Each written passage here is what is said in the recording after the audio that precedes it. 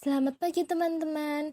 Pada kesempatan ini, kami dari kelompok 3 yang beranggotakan Christina Pralambang Tunggal-Siwi, Clarissa Diva Akira Kirana, Cornelia Feni Wijaya, Daniar Taufikur Rahman, Devani Anggun Putri Leksana, Dina Putri Ambarwati, dan Dinul Qoyimah akan menyampaikan materi mengenai manajemen konflik.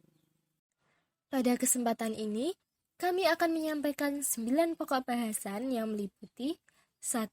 Pengertian konflik, 2. Penyebab konflik, 3. Jenis-jenis konflik, 4. Dampak adanya konflik, 5. Langkah penanggulangan konflik, 6. Pengertian manajemen konflik, 7. Bentuk manajemen konflik, 8. Manfaat manajemen konflik, dan yang terakhir tipe manajemen konflik. Pengertian konflik. Konflik adalah segala macam interaksi yang bertentangan antara dua pihak atau lebih. Bisa antar karyawan dengan perusahaan, bisa juga antar karyawan itu sendiri. Konflik dalam suatu organisasi dapat terjadi karena adanya pertentangan antara tujuan dari masing-masing pribadi karyawan yang pada dasarnya ingin bebas dan ingin diperlakukan sama dengan yang lain. Penyebab konflik. Yang pertama, masalah komunikasi, adanya kesalahpahaman dan kurangnya informasi yang ada. Yang kedua, masalah struktural organisasi, adanya kompetisi untuk mencapai jabatan atau kekuasaan tertentu, sistem penilaian yang bertentangan, persaingan untuk merebutkan sumber daya yang terbatas, atau adanya saling ketergantungan antar kelompok dalam mencapai tujuan. Yang ketiga, masalah pribadi, adanya perbedaan antara kepribadian seseorang dengan perilaku yang harus diperankan dalam jabatan mereka. Selanjutnya, jenis-jenis konflik dalam organisasi atau perusahaan. Yang pertama, konflik hierarki. Konflik yang terjadi pada tingkatan dalam organisasi. Misal, konflik yang terjadi antara komisaris dan direktur. Yang kedua, konflik fungsional. Konflik yang terjadi antar departemen dalam organisasi. Misal, konflik antara departemen produksi dan pemasaran. Yang ketiga, konflik lini staf. Konflik ini terjadi antara kepala bagian atau pemimpin unit dengan stafnya. Misal, perbedaan pendapat antara personilia lini dan personilia staf. Yang keempat, konflik formal-informal. Konflik ini terjadi antara organisasi formal dan informal yang berhubungan dengan norma yang berlaku di organisasi informal dengan organisasi formal. Dampak positif dan dampak negatif dari konflik. Dampak positifnya yang pertama, yaitu meningkatnya ketertiban dan kedisiplinan dalam menggunakan waktu bekerja. Yang kedua, meningkatnya hubungan kerjasama yang produktif. Yang ketiga, meningkatnya motivasi kerja untuk melakukan kompetisi secara sehat antar pribadi maupun antar kelompok dalam organisasi. Dan yang terakhir, banyaknya karyawan yang dapat mengembangkan karirnya sesuai dengan potensinya. Sedangkan untuk dampak negatifnya, yang pertama, meningkatkan jumlah absensi karyawan dan seringnya karyawan mangkir pada waktu jam-jam kerja berlangsung. Yang kedua, banyak karyawan yang mengeluh karena sikap atau perilaku teman kerjanya yang dirasakan kurang adil dalam membagi tugas dan tanggung jawab. Yang ketiga, karyawan sering melakukan mekanisme pertahanan diri bila memperoleh teguran dari atasan. Dan yang terakhir, meningkatnya kecenderungan karyawan yang keluar masuk atau turnover. Selanjutnya, langkah penanggulangan konflik yaitu yang pertama mengidentifikasi masalah untuk mengetahui pokok permasalahan yang sebenarnya. Yang kedua, menentukan tujuan yang hendak dicapai. Yang ketiga, menentukan kriteria keberhasilan. Yang keempat, menjabarkan alternatif-alternatif tindakan.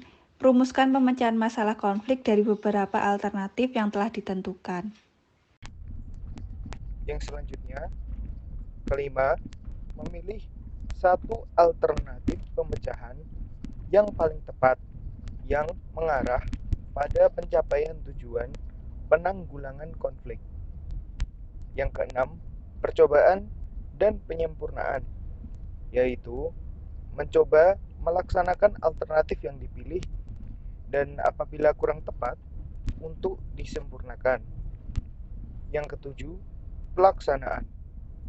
Penerapan alternatif terbaik sehingga konflik dapat diatasi. 2. Manajemen konflik.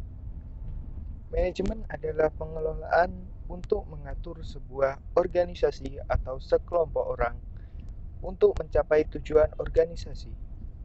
Manajemen konflik adalah sebuah pendekatan yang dilakukan serta diarahkan untuk komunikasi dengan pelaku konflik, yang mana pelaku konflik dapat mempengaruhi kepentingan bersama suatu organisasi. 2. Manajemen konflik.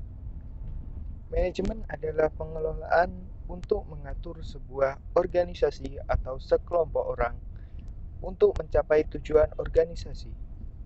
Manajemen konflik adalah sebuah pendekatan yang dilakukan serta diarahkan untuk komunikasi dengan pelaku konflik,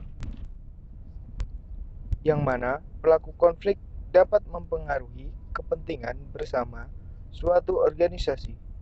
Sedangkan menurut ahli Howard Ross, manajemen konflik adalah langkah yang diambil pihak ketiga dengan tujuan mengarahkan konflik ke hasil tertentu yang mungkin atau tidak menghasilkan hasil akhir berupa penyelesaian konflik, atau mungkin atau tidak menghasilkan ketenangan atau hasil mufakat.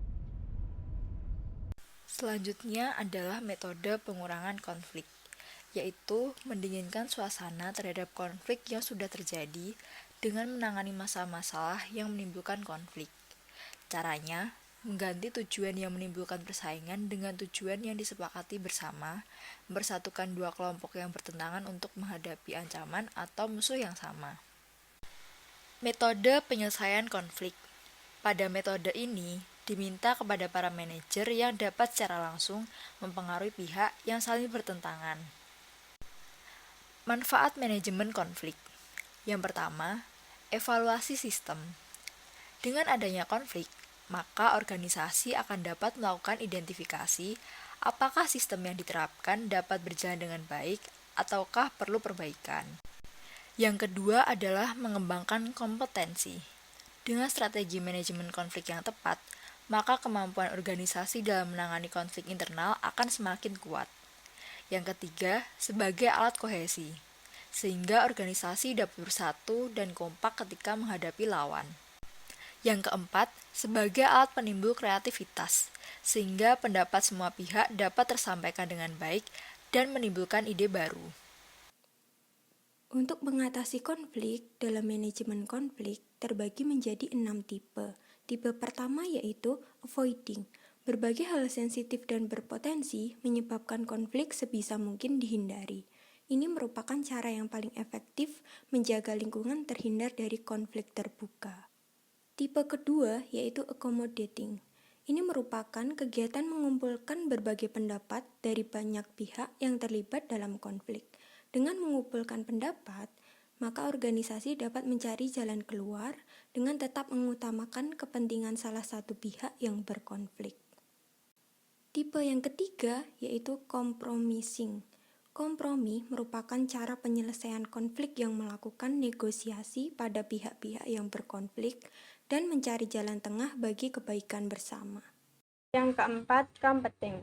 Competing adalah cara penyelesaian konflik dengan cara saling bersaing untuk pihak yang berkonflik sehingga salah satu pihak kalah dan mengalah atas kepentingan pihak lain. Yang kelima, collaboration. Kolaborasi adalah cara menyelesaikan konflik dengan bekerja sama untuk memperoleh hasil yang memuaskan, karena semua pihak bersinergi dalam menyelesaikan masalah dengan tetap memperhatikan kepentingan semua pihak. Yang terakhir, conglomeration atau mixture type. Tipe ini merupakan gabungan dari kelima tipe di atas, namun membutuhkan waktu dan tenaga yang besar.